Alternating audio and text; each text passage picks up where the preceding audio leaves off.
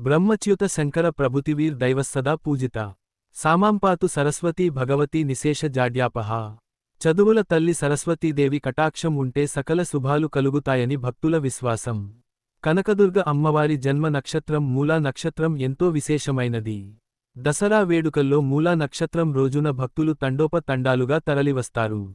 సోమవారం దుర్గమ్మ తల్లి సరస్వతీ దేవిగా భక్తులకు దర్శనమిచ్చారు.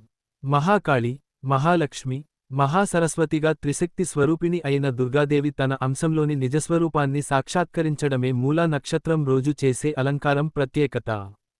చింతామణి, జ్ఞాన, నీల, ఘట, కిని, అంతరిక్ష మహాసరస్వతులుగా సప్తనామాలతో వాగ్దేవి ప్రాణుల నాలుకపై నర్తించే బుద్ధిప్రదాయనిగా విరాజిల్లుతుంది.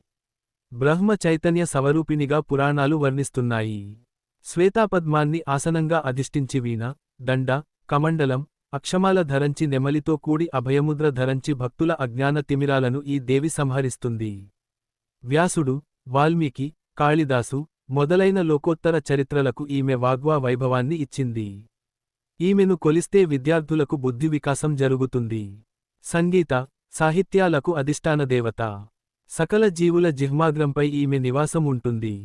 త్రిశక్తి స్వరూపాల్లో మూడవ శక్తి రూపం సరస్వతీదేవి అమ్మవారు.